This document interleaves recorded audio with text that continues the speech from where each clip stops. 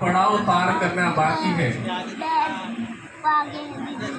खरगोश की तरह सो गए तो क्या होगा? कछुआ जीत जाएगा। तो समापन हम पूरे उत्साह के साथ करेंगे। बोलो श्री प्राणनाथ प्यारे की, बोलो श्री सद्गुरु महाराज की जय। आपसे एक सवाल पूछता हूँ, इस दुनिया में सबसे पवित्र वस्तु क्या है? कोई बताएगा? दुनिया में सबसे पवित्र वस्तु क्या है? कोई भी? किसी के दिमाग में मोबाइल तो नहीं आ रहा है ना? लोगों की नजर में मोबाइल सबसे पवित्र वस्तु है। क्यों? देखो, शमशान घाट में भी लेके जाते हैं। इंसान तो शमशान घाट में से आके नहा लेता है, मोबाइल को नहलाया जाता है? नहीं। ये मोबाइल किचन में भी जाता है, यहाँ तक कि टॉयलेट बाथरूम में भी जाता है, फिर भी अपवित्र नहीं होता। इंसान टॉयलेट बाथरूम से आने के बाद में खुद नहा लेता है, शमशान घाट से आने के बाद में खुद नहा लेता है, पर मोबाइल को नहीं नहलाया जाता, फिर भी ये पवित्र रहता है। लेकिन ऐसा नहीं, ये तो खैर मजाक की बात होगी। इस दुनिया में सबसे अधिक कुछ पवित्र है तो वो ज्ञान है। क्या है? कहते हैं न ही ज्ञानेन सदृशम पवित्रमिह उच्यते। ज्ञान के जैसा पवित्र और कुछ है ही नहीं। और ज्ञान के द्वारा जो पवित्रता हमारे अंदर आती है, उसी से मुक्ति संभव है। जैसे पवित्र होने के लिए लोग नदियों में जाके नहाते हैं ना, उससे पवित्र नहीं हुआ जा सकता है। पवित्र होना हो तो रीते ज्ञानात न मुक्ति, ऐसा दर्शन का कथन है। यदि हमें पवित्र होना हो तो ज्ञान की जरूरत पड़ती है। आप सब यहाँ पर विद्यार्थी बैठे हुए हैं। विद्यार्थी अर्थात जिनके अंदर विद्या ग्रहण करने की इच्छा है। पहले दिन की क्लास से लेकर के इन 3 दिनों की कक्षा में हम लगातार इस बात को जानते आए हैं। छोटे से छोटे बच्चे से लेकर बड़े बच्चे के माता पिता तक सभी कुछ न कुछ सीखना चाहते हैं, कुछ न कुछ ज्ञान लेना चाहते हैं। इसीलिए मई की इस तपती दोपहरी में जहाँ पर 44 डिग्री 45 डिग्री सेल्सियस का तापमान है, उसमें गर्मी की परवाह किए बिना आप सब यहाँ पर बैठे हैं। ये बहुत ही प्रशंसनीय विषय है और अनुकरणीय है कि ज्ञान प्राप्त करने के लिए लोगों में तड़प है। पर ये चीज सिर्फ 3 दिन के लिए नहीं होना चाहिए। ऐसा नहीं कि 3 दिन के लिए हमारे टीचर्स ने हमें बुला करके फंसा दिया तो फंसे हुए हैं, माता पिता ने भेज दिया तो रुके हुए हैं। ये नहीं होना चाहिए। हम सब के अंदर ज्ञान सीखने की जिज्ञासा होनी चाहिए। और मुझे ऐसा लगता है कि आप सब सीखना चाहते हैं। कौन कौन है जो ज्ञान सीखना चाहता है? सब सीखना चाहते हैं। तो आप सबकी इच्छा को ध्यान में रखते हुए हमने इंटरनेट के माध्यम से बच्चों को सिखाने की कक्षा शुरू की है। इंटरनेट को शॉर्टकट में ई बोलते हैं। पता है आपको क्या बोलते हैं? ई। जैसे पहले चिट्ठी भेजी जाती थी, चिट्ठी को अंग्रेजी में मेल कहा जाता है। क्या कहते हैं? और जो इंटरनेट से चिट्ठी भेजेंगे उसको क्या बोलते हैं? ईमेल बोलते हैं ना। इसी तरह से पहले लोग गुरुकुल में जाकर के पढ़ते थे। कहाँ जाके पढ़ते थे? अच्छा, इंटरनेट के माध्यम से यदि गुरुकुल आपके घर में आ जाएगा तो उस गुरुकुल को क्या बोलेंगे? ई गुरुकुल बोलेंगे कि नहीं? इंटरनेट के माध्यम से जो गुरुकुल चलता है उसको ई गुरुकुल कहा जाता है। तो आप सब विद्यार्थियों की इच्छा को ध्यान में रखते हुए हमने ई गुरुकुलम प्रारंभ किया है। जिसमें 5 साल के छोटे बच्चे से लेकर 30 साल के किशोर तक को ध्यान में रखते हुए 2 अलग अलग कक्षाएं चलेंगी। हफ्ते में सिर्फ एक दिन 1 घंटे के लिए समय निकाल पाएंगे। हफ्ते में एक दिन 1 घंटे के लिए। और जैसे मैं यहाँ पर हूँ, सूर्य प्रताप जी हैं, अलग अलग प्रचारक हैं, गुरुकुल की बहनें हैं, ऐसे ही बहुत सारे टीचर ऐसे हैं जिनको आपने देखा ही नहीं, जिनके पढ़ाने का ढंग इतना अच्छा है कि बच्चे एक बार क्लास में आते हैं तो सोचते हैं कि अगली क्लास कब होगी। तो इतने अच्छे ढंग से आप लोगों को पढ़ाएंगे। कौन कौन पढ़ना चाहता है? सब चाहते हैं। तो उसके लिए क्या करना है कि जहां बाहर आप लोगों ने अपना अपना नाम लिखाया है ना, याद है कहाँ नाम लिखाया है? वहां जाकर के आप अपना फोन नंबर भी नोट करा देना। अपना मतलब अपने मम्मी पापा का, और जितने पेरेंट्स यहाँ पर बैठे हैं वो सब भी जा करके नोट करा दें। और जितने लोग यहाँ पर आए हैं, जिन लोगों के पास फ़ोन है, मैं आपको एक फ़ोन नंबर दे रहा हूँ, आप नोट करना।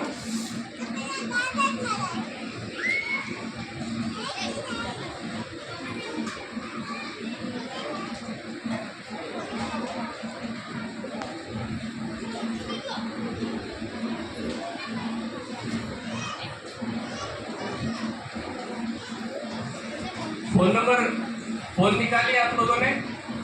एक फोन नंबर नोट कर लीजिए, 895।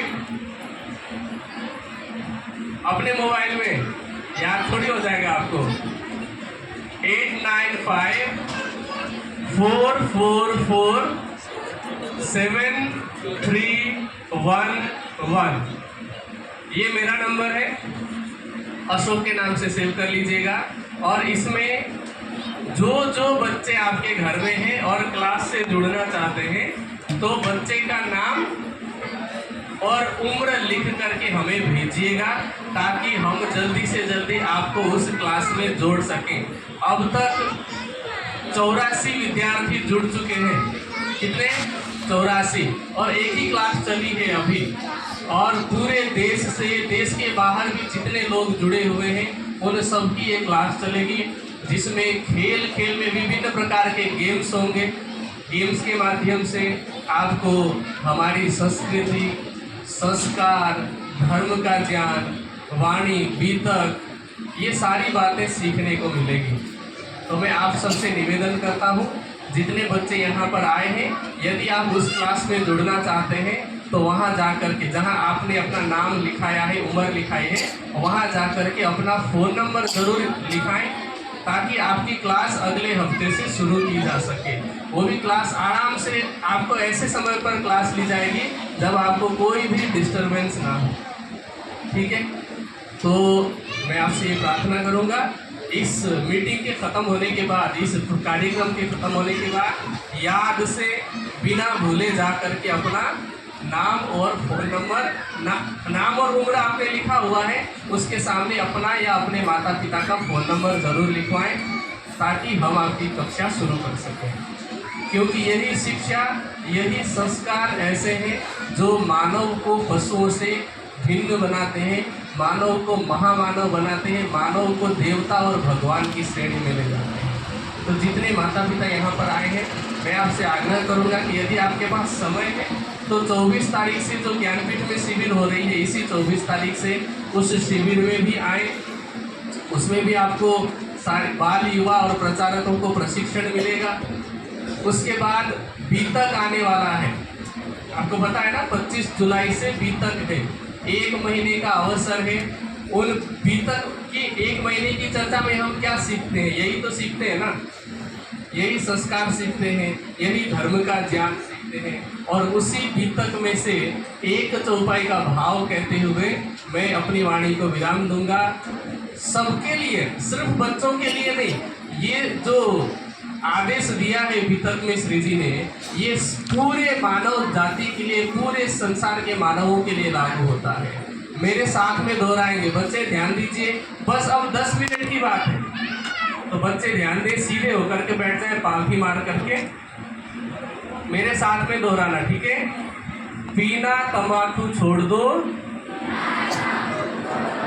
मांस मछली सब, शराब और सब कैफ, परलारा चोरी न कर। इसका अर्थ में शॉर्टकट में संक्षेप में समझाता हूँ। सबसे पहले क्या बताया? पीना तंबाकू छोड़ दो। इसका मतलब क्या छोड़ना है?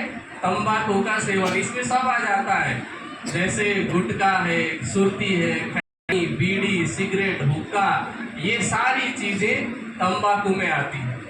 ठीक है, इन सब का सेवन छोड़ देना है, क्योंकि ये क्या है? नशा है। और नशा का अर्थ होता है नाश करने वाला। किसका नाश करने वाला? किसका? इंसान का नाश। पैसे का भी नाश होता है कि नहीं?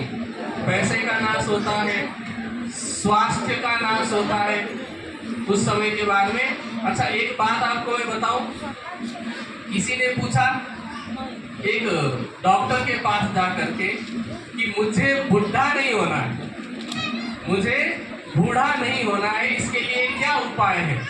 तो उसने कहा, उस डॉक्टर ने, कि शराब पीना और तंबाकू का सेवन करना शुरू कर दो। बोले ऐसा क्यों? तो कहते हैं कि तुम शराब और तंबाकू का लगातार सेवन करोगे तो जवानी में ही मर जाओगे, बुढ़ापा तो आएगा ही नहीं। ठीक है, तो ये सब चीजें शरीर का भी नाश करती है, पैसे का भी नाश करती है, बुद्धि का भी नाश करती है, और किसी शराबी की समाज में कोई इज्जत नहीं होती। यहाँ तक कि शराब के नशे में वो नाले में जाकर के मुंह डाल के रहता है और कुत्ते उसका मुंह चाटते हैं, तो इज्जत का भी नाश हो जाता है। तो नशा किसको बोलते हैं? नाश करने वाले को। इसलिए कभी भी कोई आपको सिखाए कि थोड़ा सा ये पड़ी की ले ले, है ना, थोड़ा सा ये एक बार बीड़ी पी ले, एक बार में कुछ नहीं होता, इस तरह से कोई सिखाए, तो आप कहना कि नशा मतलब नाश करने वाला, और मुझे अपना नाश नहीं करवाना है। ठीक है, तो सबसे पहले पीना तंबाकू छोड़ दो, मांस मछली सब। और मांस मछली भी क्या है? एक तो आप किसी को मारते हैं, आप सोचो कि बकरी का बच्चा देखने में कितना अच्छा लगता है, कितना प्यारा लगता है, उसको बच्चे की तरह पाल पोस करके बड़ा करते हैं और फिर बाद में उसी को मार के खा जाते हैं। ये मन कैसे मानता है? जब पाला जाता है तो बहुत प्यार से पाला जाता है, लेकिन जब मारा जाता है केवल इस बात के लिए कि हमें जीभ के स्वाद को पूरा करना है, जबकि स्वाद तो मसालों में होती है। सब्जी में मसाले डाल के खाएं अगर सिर्फ स्वाद के लिए खाना है तो। और मैंने कल भी कहा था, कुछ विद्यार्थी बैठे थे, आज लोगों को ये सिखाया जाता है कि हमारे शरीर में यदि मांस और अंडे नहीं खाएंगे, मछली नहीं खाएंगे तो प्रोटीन की कमी हो जाएगी, कमजोर हो जाएंगे। आपने देखा जंगल में सबसे बड़ा जानवर कौन सा होता है? हाथी। हाथी क्या खाता है? हाथी मांसाहारी होता है कि शाकाहारी? शाकाहारी होता है। सबसे ज्यादा मेहनत जो हम कराते हैं किसी जानवर से, तो वो कराते हैं हम बैलों से, है ना। इतना मेहनत कर पाता है, वो क्या खाता है? मांसाहारी है कि वो शाकाहारी है? अच्छा, आज तक जब से इंसान ने होश संभाला तब से लेकर आज तक इंसान घोड़ों का प्रयोग करता है। घोड़े की शक्ति से आज हम पावर को नापते हैं हॉर्स पावर में, और इतना पावरफुल जो घोड़ा है वो क्या खाता है? घास खाता है, चने खाता है, फिर भी वो ताकतवर है। ठीक है, आज तो स्पोर्ट में भी बहुत सारे ऐसे लोग हैं जो शाकाहारी हैं और बाकी लोगों की तुलना में बहुत अच्छे हैं, शरीर भी उनका मजबूत है, फुर्ती में कोई कमी नहीं है। और दूसरी बात, आपने महाभारत देखा है, सुना है, पढ़ा है? महाभारत में सबसे ज्यादा बलवान कौन था? भीम था। भीम शाकाहारी थे कि मांसाहारी? शाकाहारी थे। कृष्ण शाकाहारी थे कि मांसाहारी? राम शाकाहारी थे कि मांसाहारी? सबसे ज्यादा बलवान कहा जाता है हनुमान को। हनुमान कैसे थे? शाकाहारी। तो इसका मतलब क्या है कि शाकाहार में बल होता है। मांसाहार पे जो जितने मांसाहारी प्राणी हैं इनमें थोड़ा बहुत बल तो होता है, पर तमोगुण का प्रभाव इतना होता है कि अंदर हिम्मत ही नहीं होती है। आपने देखा होगा कि जितने मांसाहारी प्राणी हैं ज्यादातर छिप करके हमला करते हैं या फिर भीड़ में हमला करते हैं। देखा है आपने? सब या तो छिपके या फिर भीड़ में हमला करते हैं। तो उनमें बल नहीं होता, उनमें तामस होता है। जैसे किसी व्यक्ति के अंदर बहुत ज्यादा तामस हो तो उसको इतना गुस्सा आ जाता है और गुस्से में वो सामने ये नहीं देखता ना कि कौन है, फिर वो बड़े से भी लड़ाई कर लेता है। इस तरह वो तामस से लड़ाई करते हैं, बल की वजह से नहीं।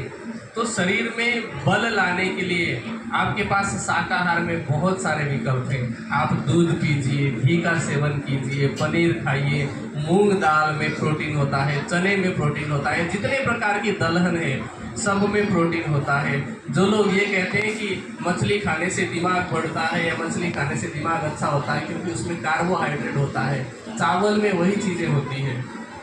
आंखों के लिए विटामिन ए की आवश्यकता होती है, उसके लिए मछली का तेल खाने की जरूरत नहीं है। जितनी हरी सब्जियां हैं सब में विटामिन ए होता है। तो सारे ऑप्शन, सारे विकल्प शाकाहार में मौजूद हैं। और उल्टा शाकाहार सस्ता विकल्प है, मांसाहार और महंगा है। सोचो कि जानवरों को पहले साग खिलाया जाए, अनाज खिलाया जाए और उसके बाद फिर जानवर को खाया जाए, तो डबल खर्चा हुआ कि नहीं हुआ? इससे अच्छा कि वो अनाज खाए, वनस्पति का सेवन करे। तो इसीलिए बिना तंबाकू छोड़ दो, मांस मछली सब, मांस मछली का सेवन भी नहीं करना है। शराब और सब कैफ, शराब का मैंने पहले ही बताया, और कैफ मतलब बाकी दूसरे में जितने प्रकार के नशे हैं, जितनी भी प्रकार का नशा है उन सब का सेवन बंद करना है। और परदारा चोरी न कब। एक तो है परदारा, परदारा मतलब पराई स्त्री को माता या बहन की दृष्टि से देखना, सबका सम्मान करना। और पांचवा क्या था? चोरी, चोरी नहीं करना, किसी भी तरह की चोरी नहीं करना है। छोटे छोटे बच्चे कई बार ध्यान नहीं देते, उनको सिखाया नहीं जाता है कि चोरी करना गलत बात है। तो किसी का अच्छा सा पेन देख लिया, चुराया, किसी की अच्छी नोटबुक डायरी देख ली, चुरा ली, किसी का चप्पल चुरा लिया। छोटी छोटी चीज़ों से शुरुआत होती है ना। आप सोचिए, आप अपने आप को उसकी जगह पर रख करके देखिए कि कोई आपका यदि 10 रुपए का पेन चुरा जाए तो आपको दुख होता है कि नहीं? आपको चिंता होती है कि नहीं कि माँ घर में डांटेगी? तो जिसका पेन आप चुराते हैं उसके घर में भी माँ होगी डांटने के लिए, पिता होंगे डांटने के लिए, और दूसरा कि क्या पता उसके पास दूसरा पेन खरीदने के लिए पैसा है कि नहीं। ठीक है, तो छोटी छोटी चीज़ों से शुरुआत करनी होती है। जो व्यक्ति आज एक सुई चुरा सकता है वो व्यक्ति कल जा करके बैंक में डकैती भी डाल सकता है। तो चोरी करना बहुत बड़ा पाप है, क्योंकि जो चोरी करता है वो साथ में झूठ भी बोलता है। तो हमने धर्म के 10 लक्षणों में कल ये सीखा था कि चोरी न करना धर्म का लक्षण है। कौन सा लक्षण? चौथा लक्षण। तो ये 5 बातें जो अभी हमने वितक के माध्यम से सीखी, ऐसे ही वितक में बहुत सारे हजारों शिक्षाएं भरी पड़ी हैं। तो सावन के महीने में आपके स्थान में जहाँ जहाँ पर भी कोई भी व्यक्ति वितक के लिए आए, तो जितने माता पिता हैं अपने बच्चों को भी लेकर के वहाँ पर चर्चा सुनने के लिए 1-1 घंटा दिन में जरूर बैठें। अपने बच्चों को अधिक से अधिक धार्मिक बनाएं, धार्मिक संस्कार दें, आचरण सिखाएं और अच्छा नागरिक बनने के लिए प्रेरित करें। यही इस शिविर का मुख्य उद्देश्य था और ऐसे आने वाले शिविरों का भी उद्देश्य यही रहेगा। श्री प्राणनाथ ज्ञान केंद्र खरेड़ी के जितने भी ट्रस्ट के सुंदर साथ हैं और आत्म जागृति महिला मंडल के जितने भी सुंदर साथ तथा दाहोद के सभी सुंदर साथ ने इस कार्यक्रम में बहुत अच्छे से सहयोग दिया। किसी भी प्रकार की कोई कमी नहीं रही। देखिए, सुधार की गुंजाइश तो हमेशा रहती है। आप अपना 100% भी देंगे तो हमारे अंदर अंदर ये आइडिया आ रहा होगा कि अगला जब कार्यक्रम हम करेंगे तो उसमें ये काम करेंगे, वो हमेशा होता है। पर आप सबके सहयोग से ये कार्यक्रम सरलतापूर्वक संपन्न हुआ। जितने भी आचार्य मंच पर विराजमान हैं, आप सबने भी बच्चों की शिक्षा में योगदान दिया। श्री प्राणनाथ कन्या गुरुकुल की सभी छात्राएं लगी रही विद्यार्थियों के साथ में, चाहे योग हो, चाहे वो चितवनी हो, चाहे कराटे हो या खेलकूद हो, सब में सम्मिलित होकर के बच्चों को मार्गदर्शन प्रदान किया। आप सभी जितने सहयोग प्रदान करने वाले हैं और जितने यहाँ पर विद्यार्थी आए हैं, आपने इस उम्र में जो सहयोग प्रदान किया, जो समझदारी दिखाई, यह प्रशंसा का पात्र है, ये सराहनीय है। कुछ बच्चों में वो चंचलता के गुण हैं जो बच्चों में नहीं होंगे तो खैर किसमें होंगे, है ना। लेकिन फिर भी आपने जिस शांति के साथ में सहयोग दिया, यह बहुत ही सराहनीय है। इसके लिए आप सभी बधाई के पात्र हैं। भविष्य में भी ऐसे कार्यक्रम आयोजित होते रहें और ऐसे कार्यक्रमों में बच्चों की संख्या और अधिक हो, हमारी व्यवस्था में इससे भी और अधिक सुधार हो और यहाँ जो बच्चे आज सीख रहे हैं भविष्य में ऊपर आकर के सिखाने वाले बने। और जिस तरह से नानक जी का एक दृष्टांत आता है कि नानक जी अपने शिष्यों के साथ कहीं जा रहे थे, तो एक गांव में जहाँ गए तो वहाँ के लोगों ने उनको गांव में घुसने भी नहीं दिया, बाहर से ही डांट करके भगा दिया कि नहीं चाहिए हमें। तो नानक जी ने उनको आशीर्वाद दिया कि तुम सब लोग यहीं पर आबाद रहो, शांति से रहो। उसके बाद दूसरे गांव में पहुंचे, तो जिस गांव में वो पहुंचे वहाँ के लोगों ने नानक जी और उनके शिष्यों का स्वागत किया, बहुत अच्छे से सेवा की। और जब वहाँ से जा रहे थे तो नानक जी ने क्या कहा आशीर्वाद के रूप में कि तुम सब लोग बिखर जाओ, तुम सब लोग अलग अलग हो जाओ। नानक जी के शिष्य ने पूछा कि ऐसा क्यों? जो लोग बुरा करने वाले थे उनको तो कह दिया आबाद रहो, और जो अच्छा कर रहे थे उनको कह दिया कि तुम सब लोग बिखर जाओ, अलग अलग हो जाओ। आपने ऐसा क्यों किया? तो नानक जी कहते हैं कि देखो, बुरे लोग अगर अलग अलग जगह पे जाएंगे तो जहाँ जाएंगे क्या करेंगे, क्या फैलाएंगे? बुराई फैलाएंगे। इसलिए उन लोगों को एक ही जगह पर रखना है। और अच्छे लोग अलग अलग जगह पे जाएंगे तो क्या करेंगे? अच्छा ही फैलाएंगे। तो अच्छे लोगों को अलग अलग जगह पर जाना ज़रूरी है।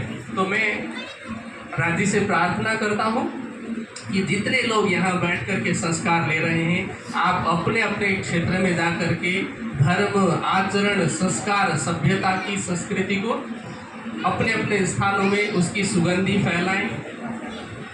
ऐसा लगे कि इस शिविर से जाने के बाद आपके जीवन में परिवर्तन हुआ है, आपके परिवार के सदस्यों के जीवन में परिवर्तन हुआ है, और उस परिवर्तन को देख करके आपके गांव के लोगों में, समाज के लोगों में परिवर्तन हुआ है। और यही परिवर्तन विश्व को शांति की तरफ ले जा सकता है, अन्यथा दूसरा कोई उपाय नहीं है।